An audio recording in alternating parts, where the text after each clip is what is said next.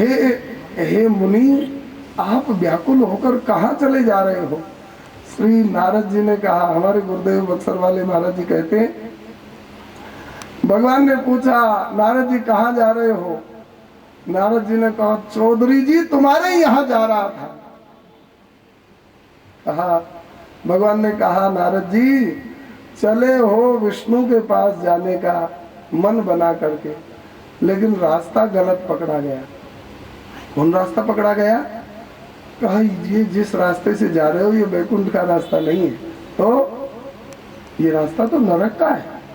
रामायण में लिखा है ना, 4 रास्ते नरक के हैं, काम, क्रोध, मद, लोभ, सब नाथ नरक के पंथ, सब परिहरि रघुवीर भजो भजई जय संत। कहा कि ये तो क्रोध का रास्ता, नरक का रास्ता है, ये तो वैकुंठ का रास्ता नहीं। बीच में भगवान क्यों मिले? भगवान ने सोचा कि मेरे भक्त नारद और नरक में चले जाए, अब रास्ता तो वहीं खत्म होगा। इंदौर के आगे लाइन नहीं है, बोल वृंदावन बिहारी लाल की जय। रास्ता नरक में खत्म होगा, और अगर ठेठ पहुंच जाएंगे तो नरक में जाएंगे, इसलिए बीच ही पंथ मिले दल जाएंगे। बीच में ही मिले और नारद जी को बचा लिया। जब हरि माया दूर निवारी, नहीं तह रमा न राजकुमारी, और तब मुनि अति सभी हरि चरणा, गहे पाई प्रणतारति हरणा, नशा हो मम साप कृपाला, मम इच्छा कह दीन दयाल। देखो बाल बाल बचा लिया। अगर ज्ञानी होता तो नहीं बचाते, योगी कर्मी होता तो नहीं बचाते, भक्त को तो भगवान बचाते हैं।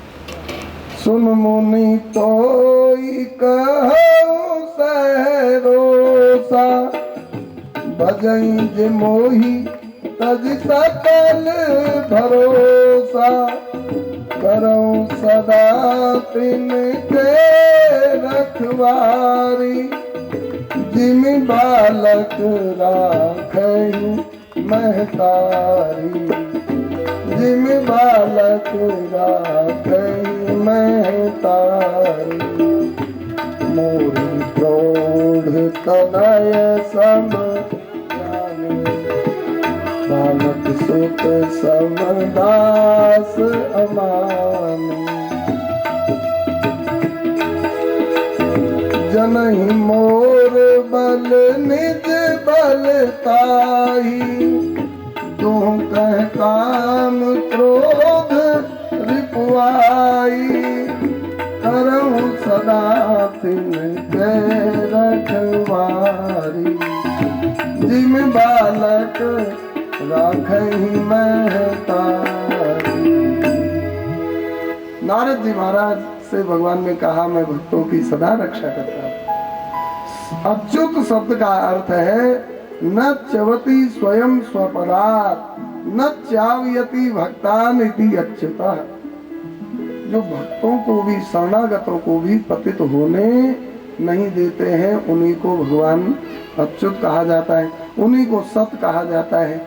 तो सत, सत की कितनी परिभाषा हो गई? 4।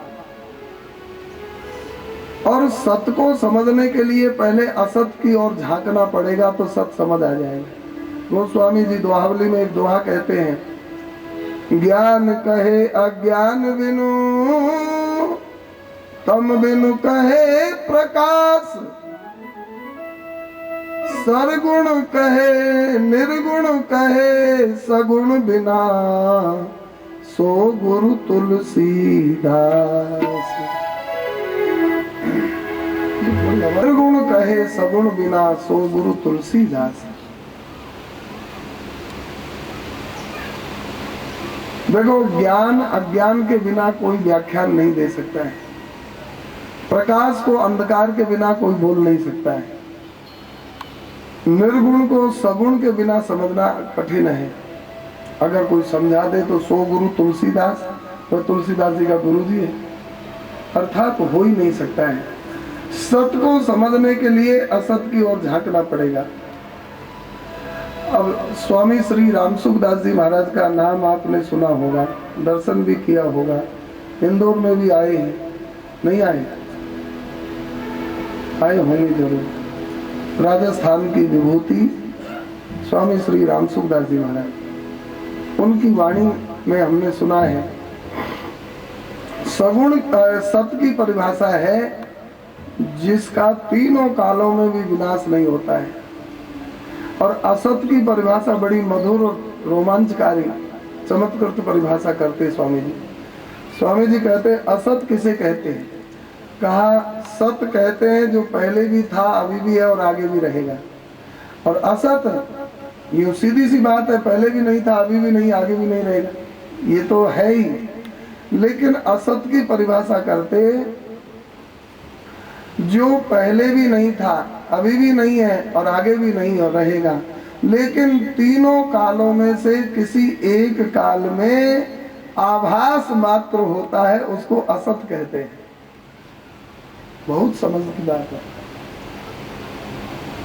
असत की परिभाषा है जो पहले भी नहीं था, अभी भी नहीं है, आगे भी नहीं रहेगा, लेकिन या तो भूत में, या तो वर्तमान में, या तो भविष्य में आभास मात्र होए, उसको असत कहते हैं। हमको समझने के लिए, उदाहरण के लिए, बच्चे से कोई बात करे तो बच्चा क्या कहेगा? बच्चा कहेगा मैं ऐसा करूंगा, मैं ऐसा करूंगा, मैं ऐसा अफसर हो जाऊंगा, मैं ऐसे कमाई करूंगा, तो उसके पास भविष्य होता है। और बुढ़े से बात करो तो बुढ़ा क्या कहेगा? हम ऐसे थे, हम ऐसे थे, हमने ऐसा किया, उसके पास भूत होता है। बूढ़े के पास भूत होता है, भविष्य तो अब कहाँ क्या है, बुढ़ा है। बच्चे के पास भविष्य होता है और जवान के पास भूत भी, और दो भूत लगे रहते हैं, भूत भी है, भविष्य भी है। इतना तो किया और इतना करूंगा, है? वो तो पूरा असुर ही है। कंस की 2 पत्नी है, आप नाम सुने हैं कि नहीं?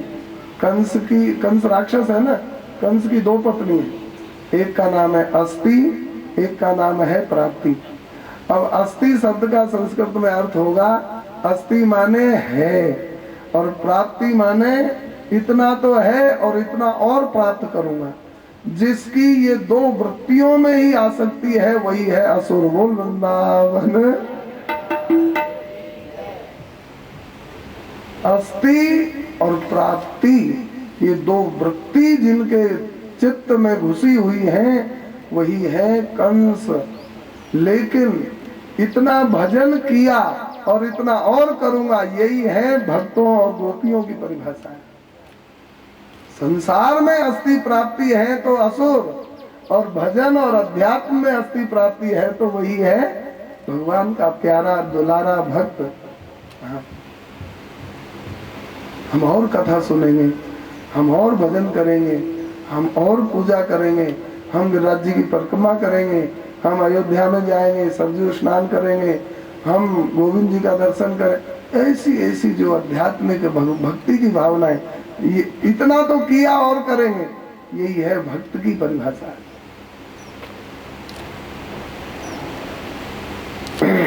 तो असत कहते हैं तीनों कालों में जिसकी सत्ता नहीं, लेकिन किसी एक काल में है, थी अथवा रहेगी ऐसा आभास हो, उसको असत कहते हैं। भगवान सत स्वरूप है।